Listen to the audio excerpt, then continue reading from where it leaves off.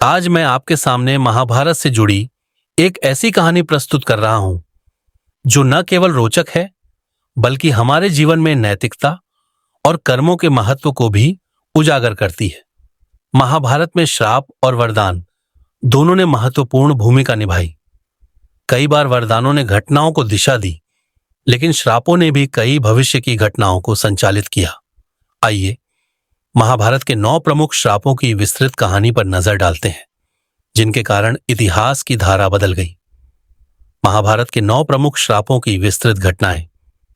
अंग गांधारी का श्री कृष्ण को श्राप। महाभारत के युद्ध का अंत हो चुका था।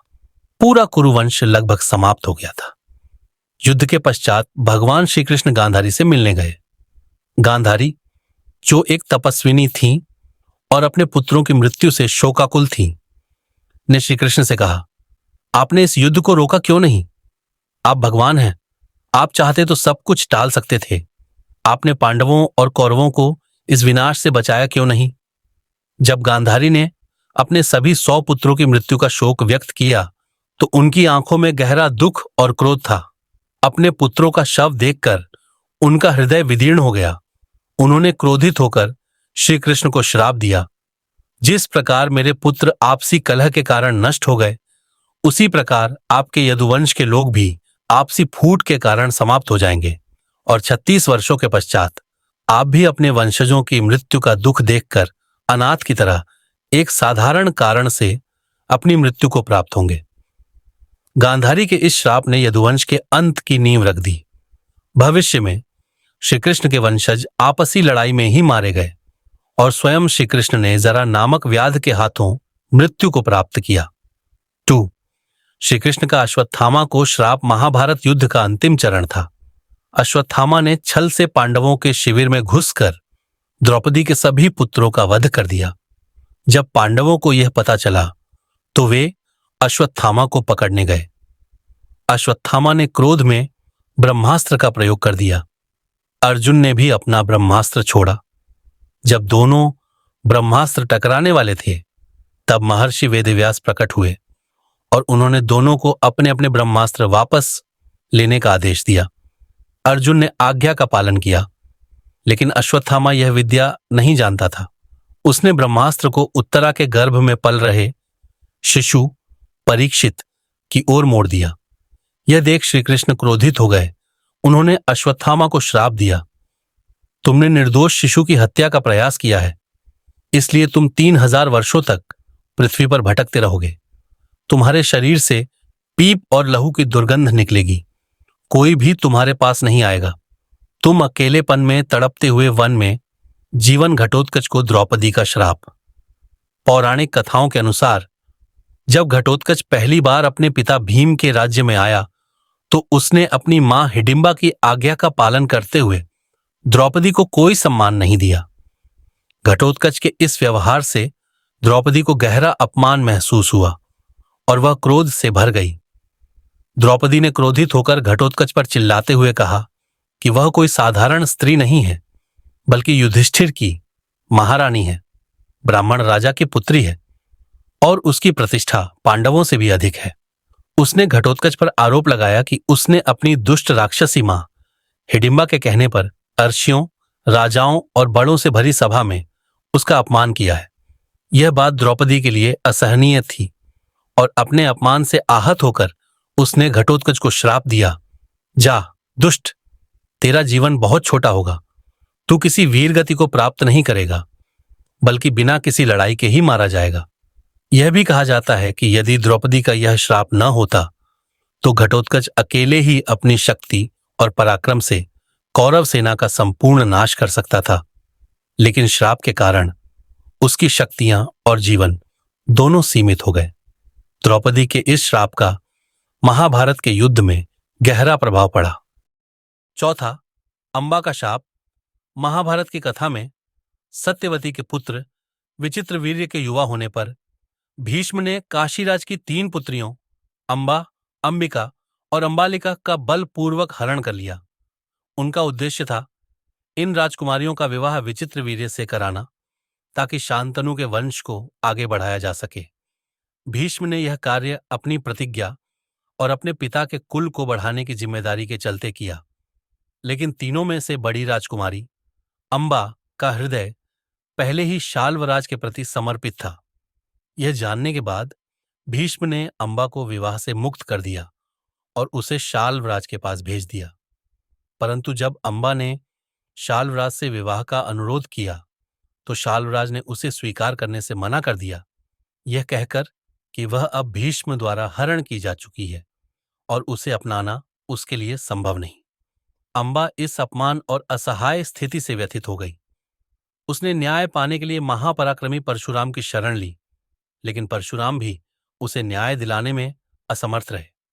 निराश और क्रोध से भरी अंबा ने अंततः अपनी देह त्यागने का निर्णय लिया। देह त्यागते समय उसने भीष्म से अत्यंत आहत होकर कहा, तुमने मेरा जीवन बर्बाद कर दिया। पहले तुमने मेरा हरण किया, फिर विवाह से इनकार कर दिया। मैं एक निस्सहाय स्त्री हूं, जबकि तुम शक्तिशाली योद्धा हो। तुमने अपनी शक्ति का दुरुपयोग किया और मेरे जीवन को नष्ट कर दिया। आज मैं तुम्हारा कुछ नहीं बिगाड़ सकती, लेकिन मैं यह प्रतिज्ञा करती हूं कि अगले जन्म में मैं पुरुष के रूप में जन्म लूंगी और तुम्हारे अंत का कारण बनूंगी। अम्मा ने इस प्रतिज्ञा के साथ अपने प्राण त्याग दिए। कथा के अनुसार अंबा ने शिखंडी के रूप में पुनर्जन्म लिया। शिखंडी, जो महाभारत के युद्ध में पांडवों की ओर से लड़ा, भीष्म की मृत्यु का कारण बना। अंबा का यह श्राप और उसकी प्रतिज्ञा महाभारत के युद्ध में निर्णायक साबित हुई। पांडु को अर्शी का श्राप, भीष्म की प्रतिज्ञा के कारण कुरुवंश का इतिहास एक नए मोड़ पर पहुंच गया।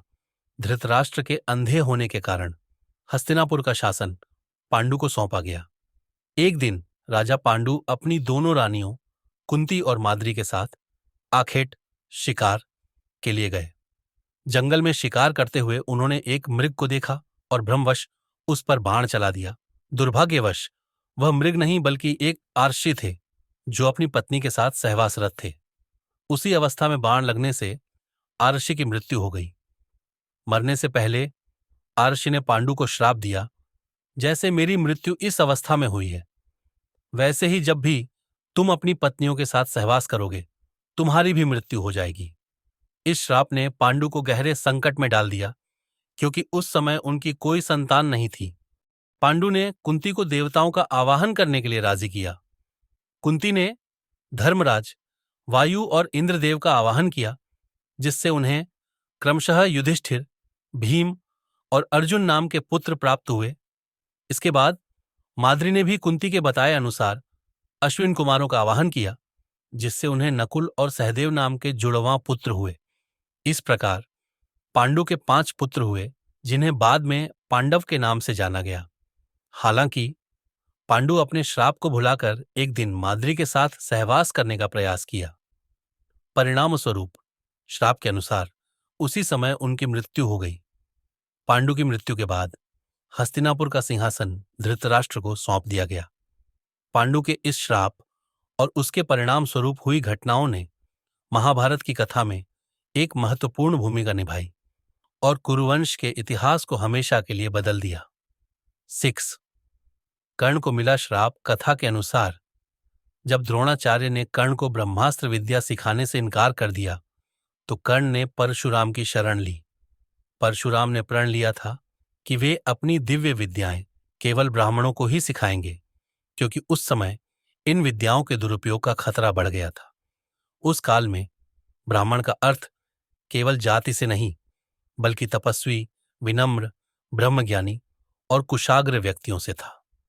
कर्ण, जो ब्रह्मास्त्र और अन्य दिव्य विद्याओं को सीखने के लिए उत्सुक थे, परशुराम के पास पहुंचे और स्वयं को ब्राह्मण का पुत्र बताकर उनसे शिक्षा प्राप्त की।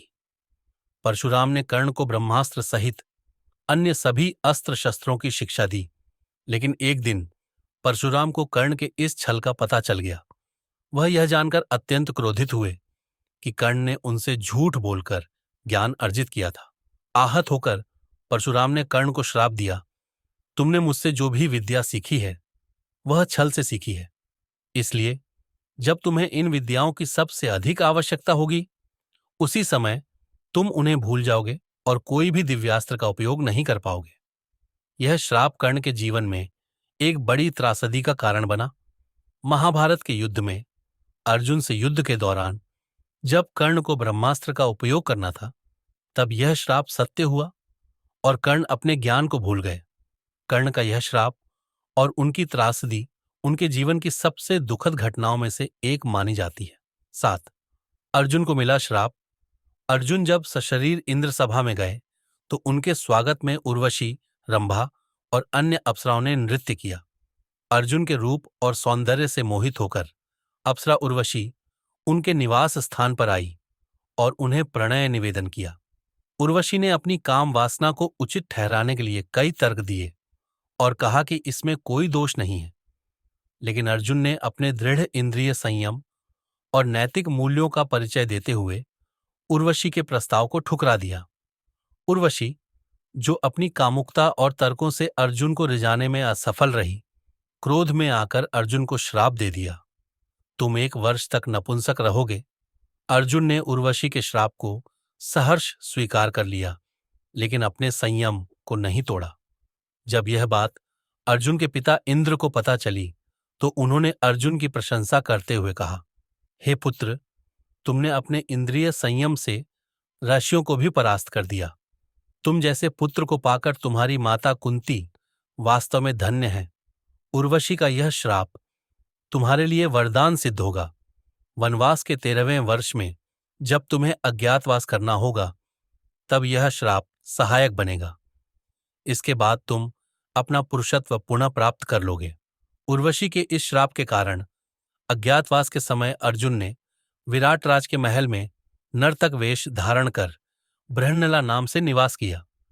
उन्होंने उस समय विराट की राजकुमारी उत्तर को संगीत और नृत्य की शिक्षा दी। अज्ञातवास की समाप्ति के बाद अर्जुन इस श्राप से मुक्त हो गए और अपना पुरुषत्व पुनः प्राप्त कर लिया।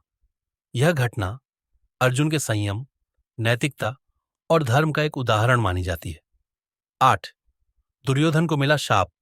एक बार धृतराष्ट्र के दरबार में महर्षि मैत्रेय पधारे। उन्होंने कहा, राजन, मैं तीर्थ यात्रा करते हुए संयोगवश काम्यक वन में युधिष्ठिर से मिला।